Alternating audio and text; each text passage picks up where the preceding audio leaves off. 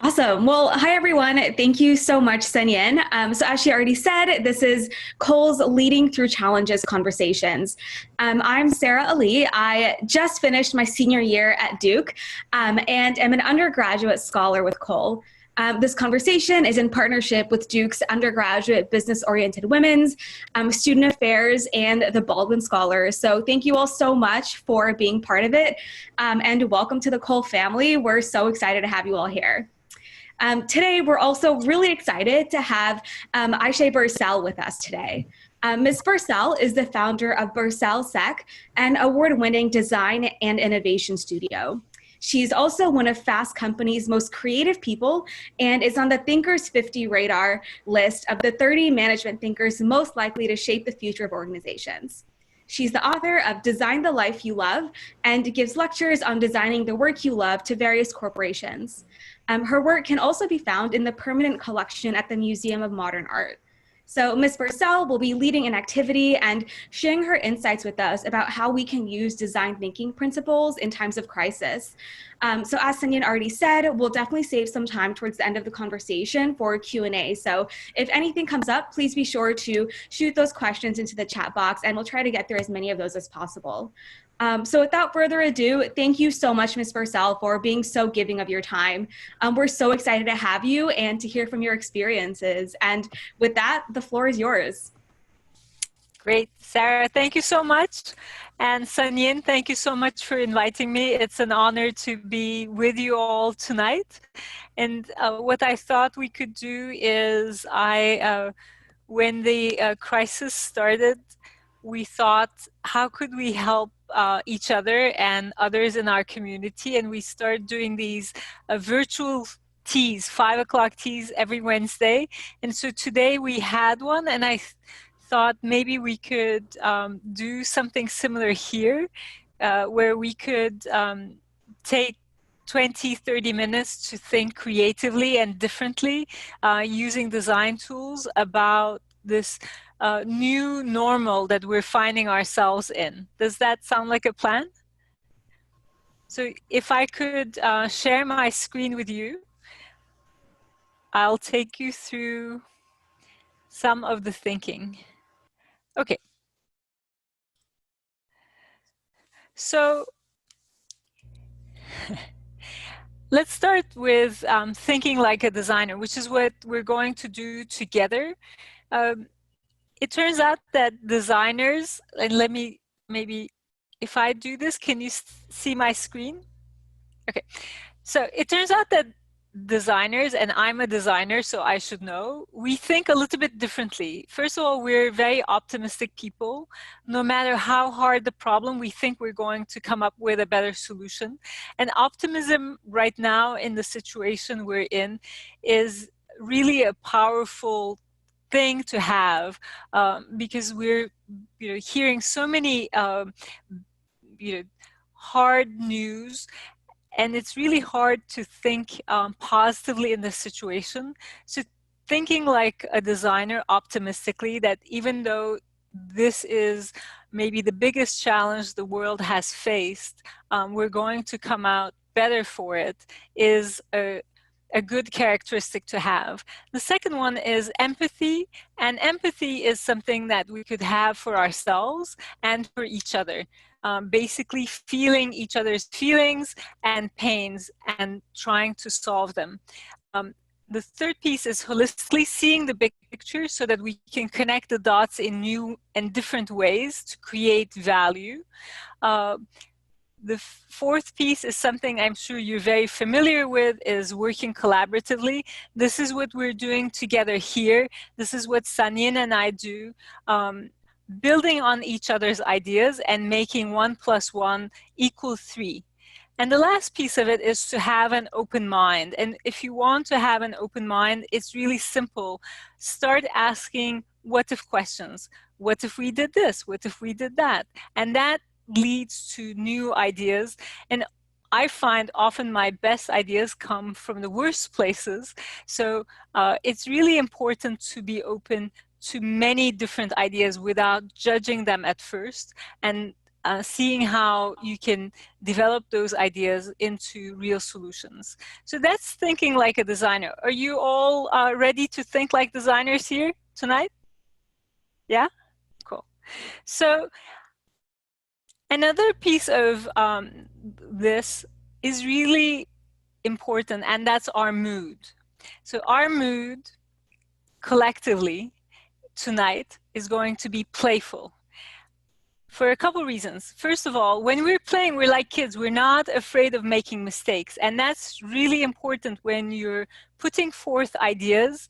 You want to be playful and try different things without worrying about, is this the right idea? Am I going to fail? Is this too risky? Because in the beginning, again, you need to be open-minded. And also, when things really get serious, when problems are really hard and naughty, that's where you need to inject some playfulness into it, so that you can really see things from different angles and not be weighed down by how serious the situation is. So we're going to think playfully, and to get us into the playful mode, I have an exercise for you. But I also wanted to share this. Let's see if I can see it for a second. I wanted to share this poem with you from David Wyatt that I found this morning, actually, and it's quite serendipitous. But to read it, I need one of you to volunteer. Somebody with a good poetry reading skill or voice. Could you read this for all of us, please? Who wants to volunteer?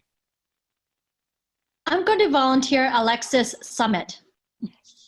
I'm happy to do it. I'm not sure how amazing my poetry reading voice is, but I'll give it a shot. All right, go for it, Alexis. Okay, perfect. So, you must learn one thing. The world was made to be free in. Give up all the other worlds, accept the one to which you belong. Sometimes it takes darkness and the sweet confinement of your aloneness to learn. Anything or anyone that does not bring you alive is too small for you.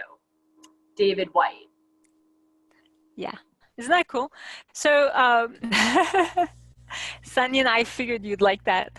I mean, I'm just amazed that, like, to look for a quote, and then I love David Whyte, and to find this where he says, sometimes it takes darkness and the sweet confinement of your aloneness to learn. I'm like, did he see us? Like, did he see this moment happening? It's really crazy.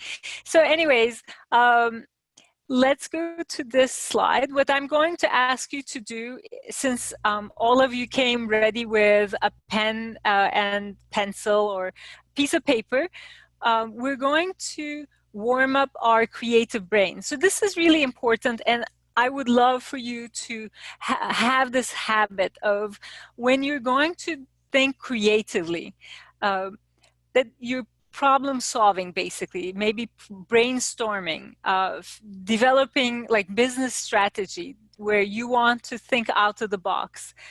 Do a creative exercise to signal your right brains that you're entering into the creative space.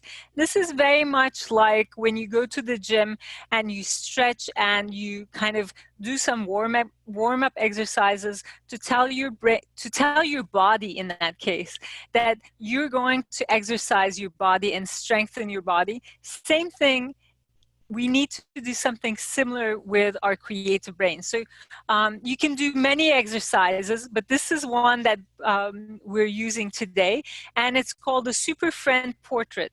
And I'm going to ask you to look in the gallery to pick two people and draw them as a combined portrait in 2 minutes. So the reason that it's in 2 minutes is you can't make something beautiful in 2 minutes, and you don't need to make something beautiful in 2 minutes. I just want you to think creatively for 2 minutes, and I'll give you an example. For some reason, it doesn't want to show it when I do the play mode, so I'll get off the play mode and just show it like this.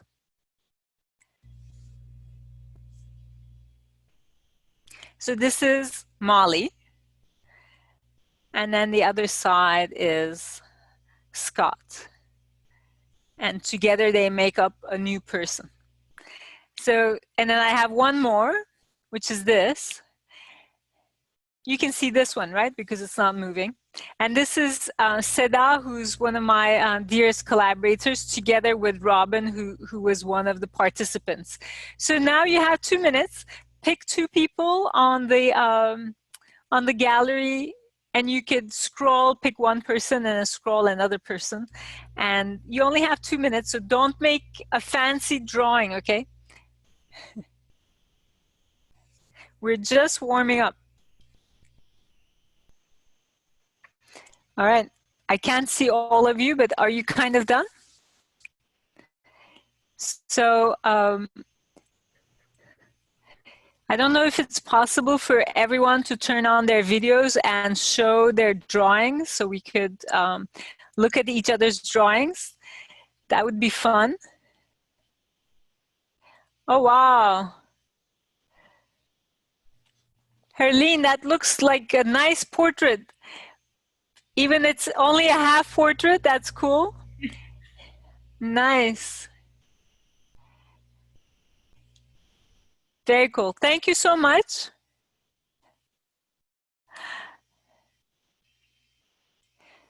So that really is our warm-up for entering into the creative space. And now that we've done that, I also wanted to, do you have any questions before we move on?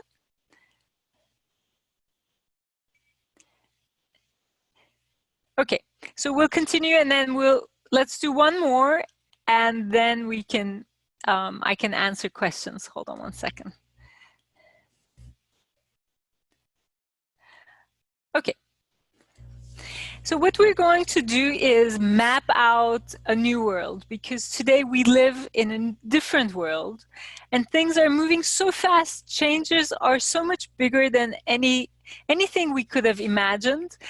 And with that, we're lost. You know, there are no accurate maps to define the situation that we're in. And this is an incredible challenge. You know, as human beings, we need a little bit more accuracy and definition and predictability, but our situation doesn't allow for those things. So it's good to remember that challenges are also our opportunities. In design, actually, you love challenges because they offer the hooks for the solution. Turning a constraint or challenge into an opportunity is where ideas come from. So since there are no accurate maps, why don't we create our own map? And so to get us started, I'll give you an example. This is an exercise we did with Harvard Business Review design team a couple years ago. And as a result, they created this, the Land of Design at HBR Group. And the Land of Design has this little island called the Design Land. And around it, there's the sea of audience. Can you see my, the drawing, by the way, the map? Okay, and there are ships of discovery, and the design land is connected with the bridge of collaboration to the North HBR land and the South HBR land, and in between them there is the river of content. But if you look at the lower hand of the map, you can also see that there are many sharks and there are the reefs of fear. So how are you going to go through those? And on the island, you have the Temple of Brands, you have Mountains of Mastery, you have the Idea Factory. And so as you put these things down, it's kind of, it starts to give you a visual understanding of the lay of the land and the things that are strengths, the things that are to be feared or avoided, the things that connect different pieces of the land together. So we're going to try and map our world in a similar way. And I'm going to give you an existing map, but you can also make your own. Oh, you can't see my screen. So we're going to use either the map that I'll provide for you, or you can make your own. But I'll also give you some prompts. So here is our map. Let's see. Oops. For some reason, my thing moved up. There we go. Okay, can you all see that? The map of the New World? All right, so you can see that it's fashioned after the HBR land. So you have an island, you have a mainland, you have a bridge, you have an octopus, and the rest of the things are things that you can add and you can make your own. But what are your ships of discovery? Where do you discover ideas? Where are your bridges of collaboration, and how, what side to what side do they connect? Your idea factory, your reefs of fear, your sharks, your rivers of knowledge, your fish of luck, your mountains of work, your lakes of love, the forest of friends, the elephant of ego that wants to take you somewhere else, your guardian angels, the rocks that are in your way, and the dragons you need to slay, and anything else that you want to make up. So let's take a couple minutes where you think through your map of your new world as you know it today, and map it out. And you could play and be funny and inventive, or only use these pieces as they seem fit, and draw something for us to take a look at. And again, you don't need to use this particular map. You can make totally your own map. Any questions? Sanyan, I see you looking a little bit quizzical. What are you thinking? I know in the interest of time, maybe what we do is for the people who are participating on this call to email back, to email us like the map, because I think you have such richness of, like, there's so many things I wish you would that I'm waiting for you to share with us, like your deconstruction reconstruction, Okay. and how you look at, like, I know Herlene has read your Design the Life You Love book. We're both fans of it. And so to just really talk through your process on how we can look at our COVID situation differently, this isolation differently, reconnect and relate differently. And so starting with your brilliant idea of deconstruction reconstruction. Okay, so why don't we treat this as homework?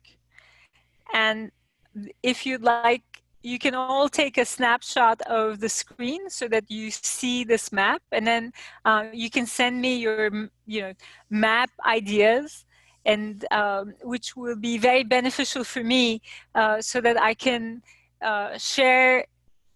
Basically, what I love doing is showing people how other people think, so that everybody feels empowered to think differently, and that they're not alone, that this is not a hard thing to do.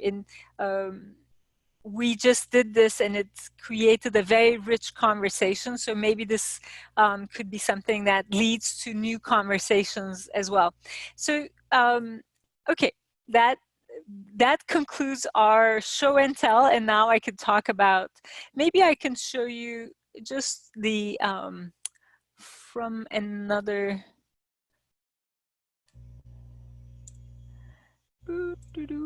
there we go.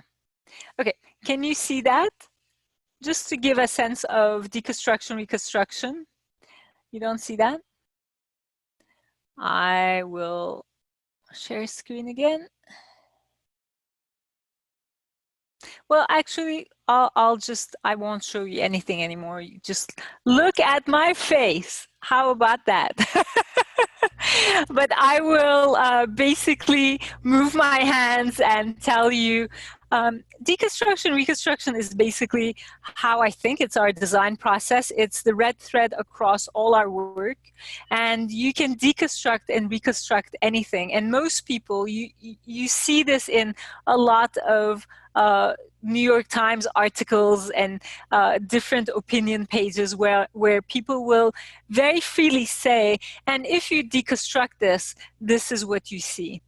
But what they often forget to mention is, okay, now that you've deconstructed that, how are you going to reconstruct it? Because that's the important piece. Deconstruction is a great way to get into the thinking space, breaking your preconceptions, breaking the links between things so that you can put them back together in new ways. But that side of it, the reconstruction side of it, is incredibly important, because without it, deconstruction is quite destructive.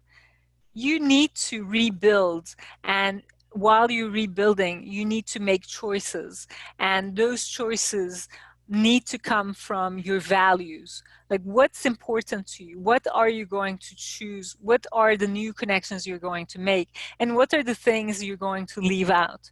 And this is actually essential in the situation that we're finding ourselves in this time of crises, whether it's when we look at our lives or our businesses or our work or the higher education. Basically, what the crisis has done is it has deconstructed our understanding of how our lives and work should be. But what it hasn't done is it hasn't shown how we can put it back together in new ways. And that's where the responsibility is on us in figuring out, now that everything that we know to be normal is broken into pieces, how can we put it back together? And where are we going to find inspiration to do that? And how are we going to define what are the essential pieces that we need going forward? What are the nice to haves, if we can have them? And also, what are the things to avoid? So we started looking at a couple of businesses that are going through incredible transition. One is, as you know, restaurants. You know, I live in Midtown, New York. We're surrounded by restaurants, and we love living and eating in New York. You probably know that most New York apartments, the kitchen is unused. Most people use their ovens for storage, you know. So for this city to not be able to go out and eat outside is a huge change.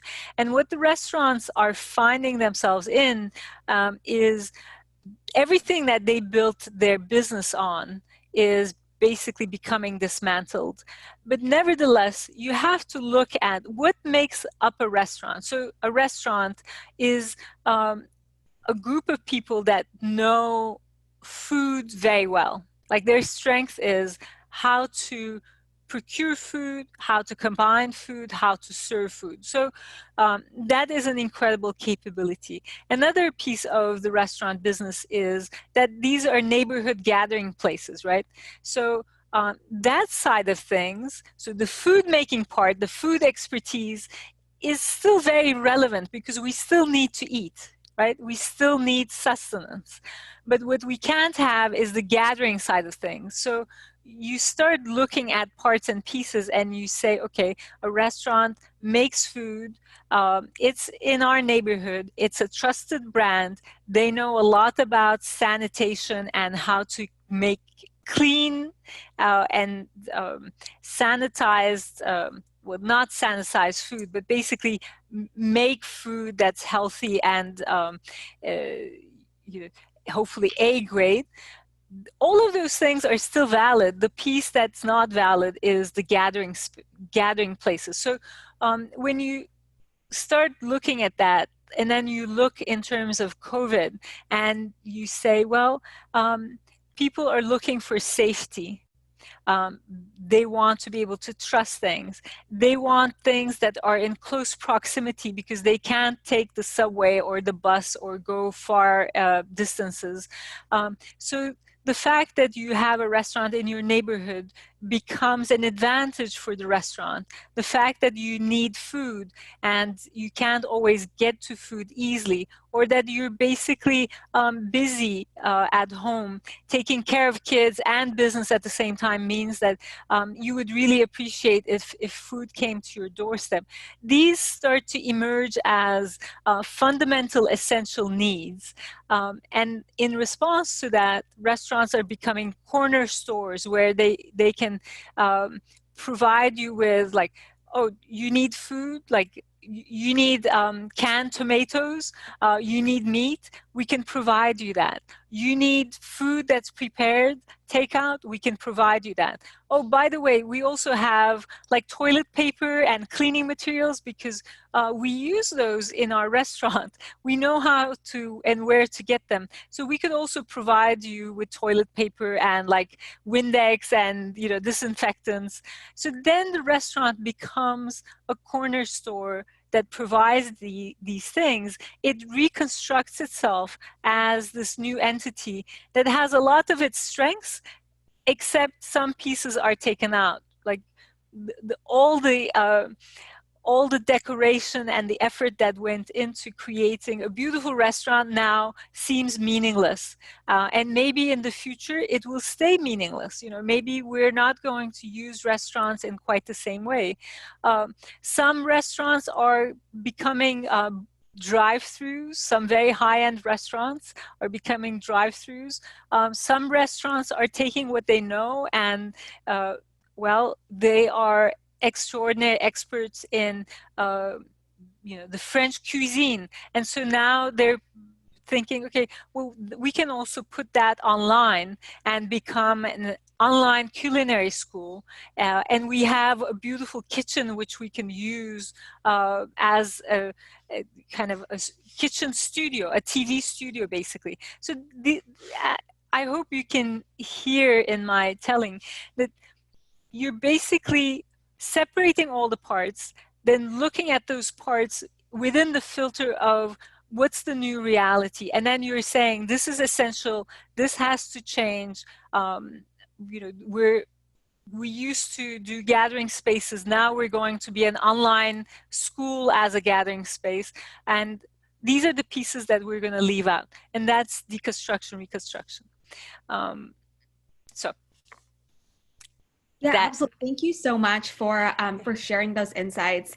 I think especially in this time, like people are getting a lot more time to kind of introspect and reflect on their own lives.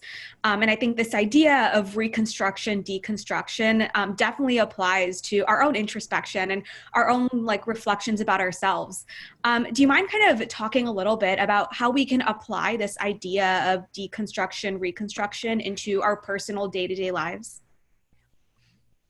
Absolutely. So a couple of things. I mean, one of the tools that we're using is in terms of deconstructing and reconstructing our lives is thinking about our life through the lens of a metaphor.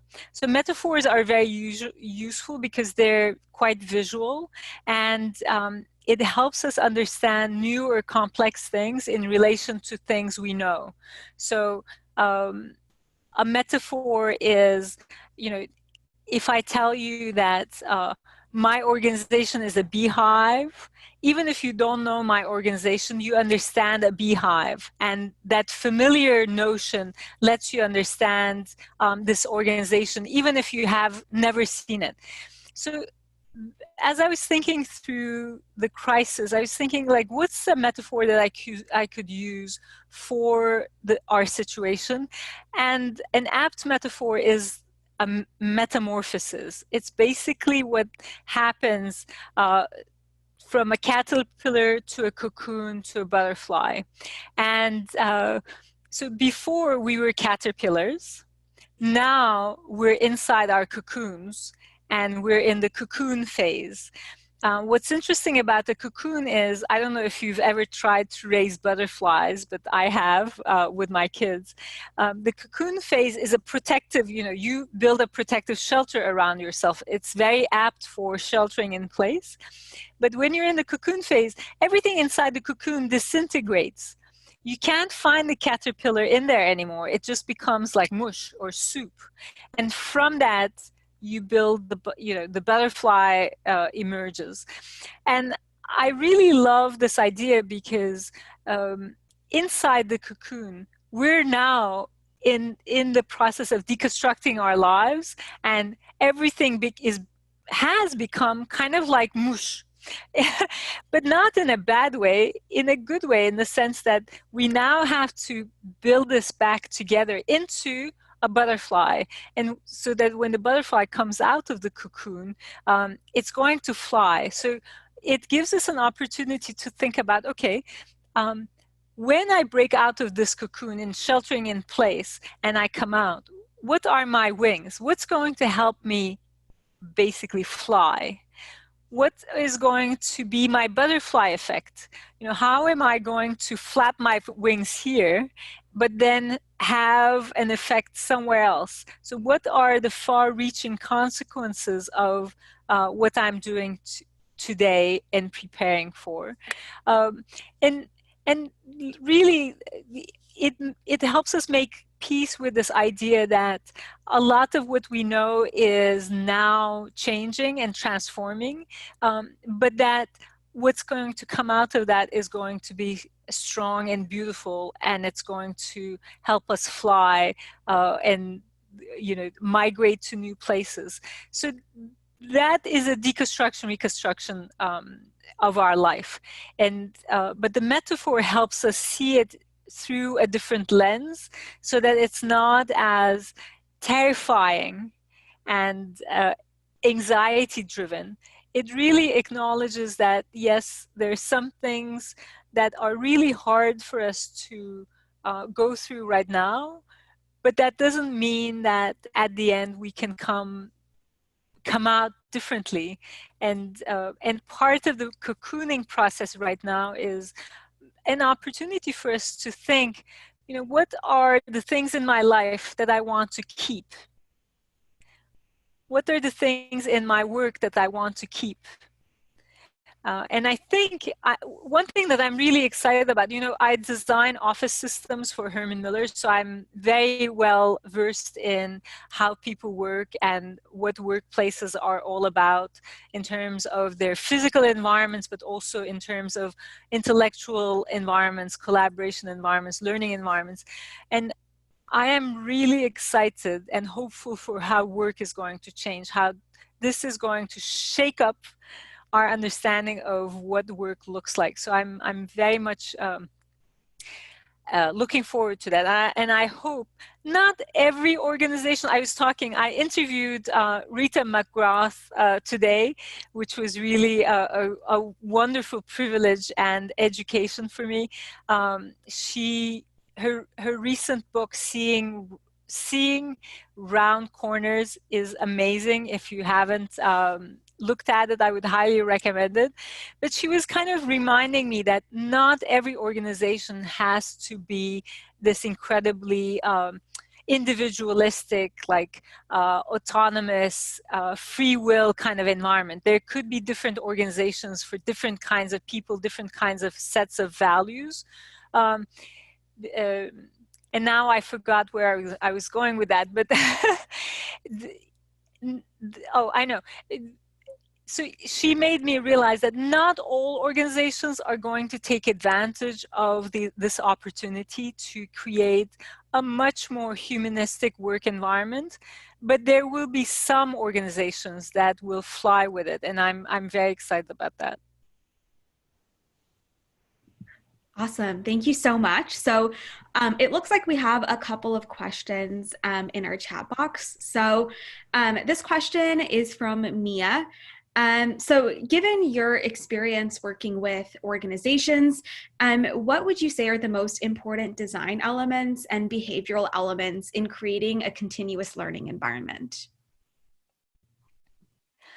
So tell me again.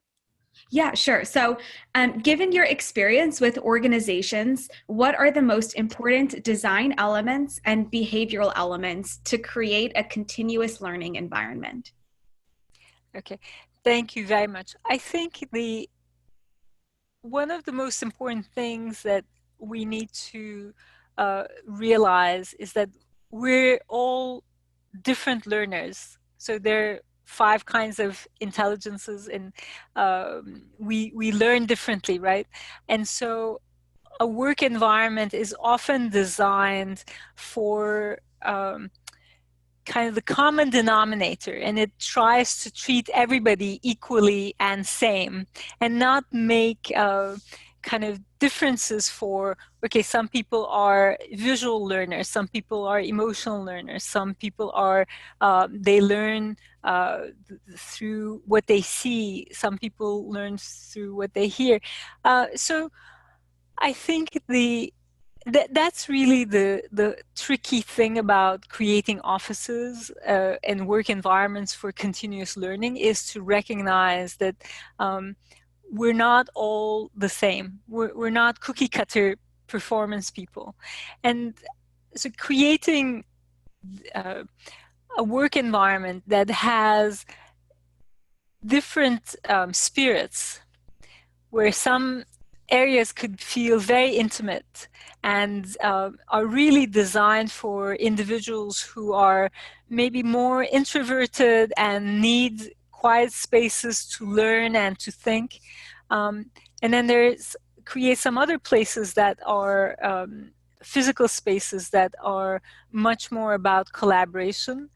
But then to do this intellectual as well, to have to create experiences where somebody who's an introvert feels safe to speak up and say, be part of the conversation. And then other places where very creative people can thrive and kind of be messy and express their ideas and put stuff on the wall.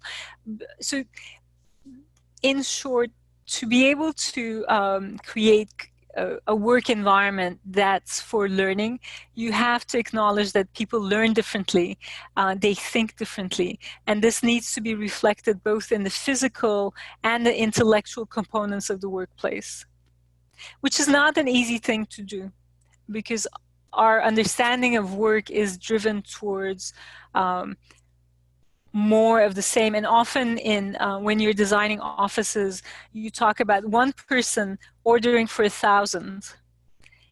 And that's true in the physical space, and it's true for the intellectual space as well. And that's where it needs to be much more organic than that. Absolutely. Thank you so much for those insights. That was super fascinating. So another question that I kind of had was, so as I was reading your work, you also kind of talked a lot about this and your own design thinking principles. It seems like there is this general theme of turning things that seem negative into opportunities for growth or into positive things. So you reframe this concept of constraints into opportunities. You talk about coming up with a good idea by starting out with the worst idea possible and then working from there.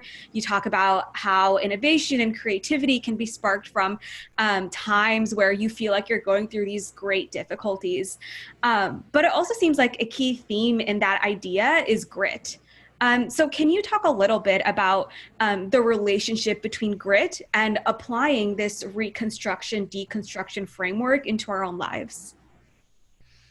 Yeah, that's a great question. I think I can respond to that by thinking where my grit comes from, and when I was talking about the optimism of designers, where that comes from is, I think for most business leaders, there's one good idea. And that idea is you do research, you gather a lot of knowledge, and then you try and come up with this one great idea, and you really invest in that idea. And I was talking to Sanyin, to one of our mutual friends, Alex Osterwalder, who explained this to me. And he said, most business schools, this is what they teach, and most people, business people, this is what they practice. So you invest in a lot of data and knowledge, and then you put all that together, and here is the best strategy forward. But designers don't think like that. Designers think that there are multiple great ideas. If anything, we are all about creating permutations of ideas. And Charles Eames, the great American designer, when he won the Museum of Modern Art's great competition, there was this incredible design competition in the 1950s. He did about 450 permutations of this one idea. And then through a process of elimination, discovered this is the best combination of all the constraints and opportunities. And then from that came the winning solution. To me, that's the grit side of things. To be able to try many, many different ideas. And maybe it's not 450, like I don't do 450. I mean, that was Charles Eames. But this acknowledgement that there is more than one solution to a problem, and that not all of it, and I want to also make this kind of note, that a lot of it is logical, but in all beautiful ideas, there's also something that's not logical, that's illogical, and that's hard to explain. And to be able to find that kind of 80% logical and slightly illogical idea, you have to try a couple different, more than a couple, you have to try a few different combinations. So it makes me think of one of my favorite books is On Writing by Stephen King. And Stephen King basically, his advice to all writers is put your, this bottom side down on a chair every day and write. And same thing with design. You sit down every day and you draw and you think creatively and you generate ideas until you have one idea that really excites you, that takes your breath away, and that's where you're onto something, and then you make that happen. Does that answer, Sarah? Yes, Ali? absolutely. Thank you so much. That was very inspiring. I feel ready to start working now. Yeah. So one last question that we have in the chat box from Stephen Soto. So he says, how would you apply design thinking to challenges that we face during COVID-19, where failure is less of an option? Mm-hmm.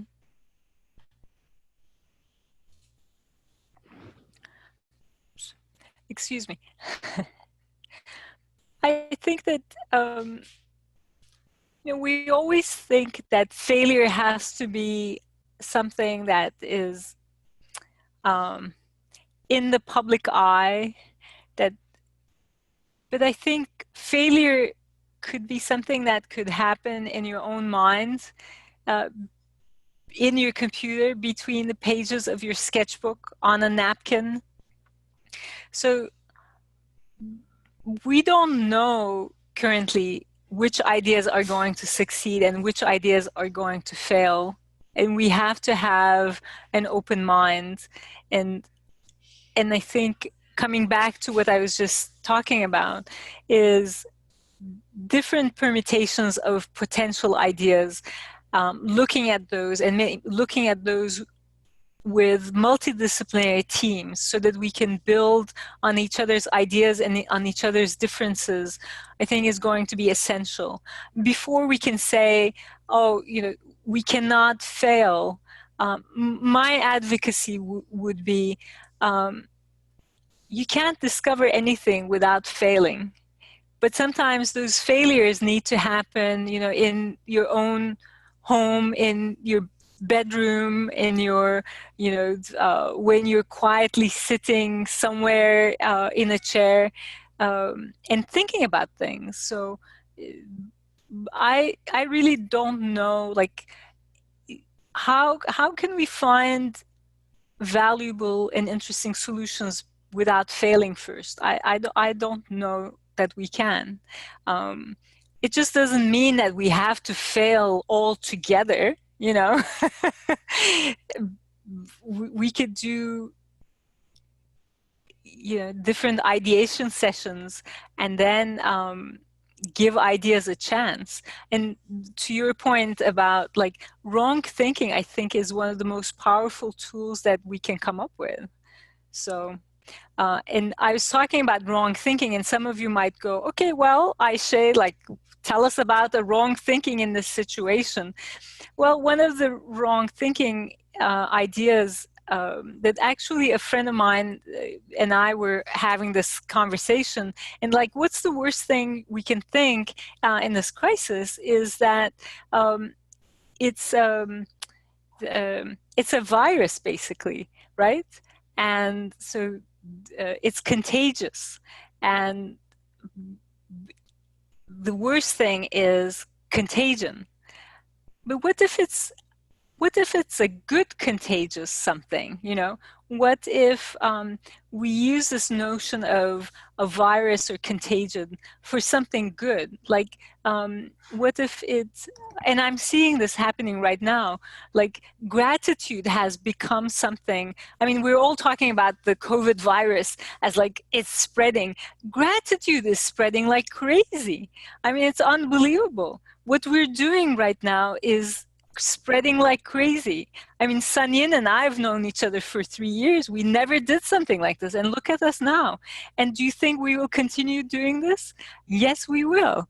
And that is the good contagion. That's the good virus. And that's the power of wrong thinking. So how could you take something awful, god awful, and think about how can I turn this into an idea, and from that generate new ideas? So this could be an incredibly powerful way of thinking, okay, how can I infect people with gratitude, empathy, love for each other? There we go. Absolutely. Thank you so much, Ayse. It means so much that you are willing to spend this time with us and share your insights. I'm going to hand it over to Sanyin to kind of wrap things up for us, but thank you so much. Oh, my pleasure, Sarah. Ali, you're amazing. I'm really impressed, and I can see that, you know, how would I put it? I was just looking at you thinking like how you hold yourself and bring the best out in me, and thinking she's going to go far. So thank you so much. Thank you. Sanyin, what do you think? Did we do good? I think you really profound insights. I mean, I think about this idea of filtering, changing our lens to look at, to one, we have to accept that this is a new reality, right? We're not going back to an old reality, accept this is, and then how do we go from the caterpillar in our cocoon to the butterfly? You know, yeah. And I also think about what you said about failure, grit, and that was, you were right.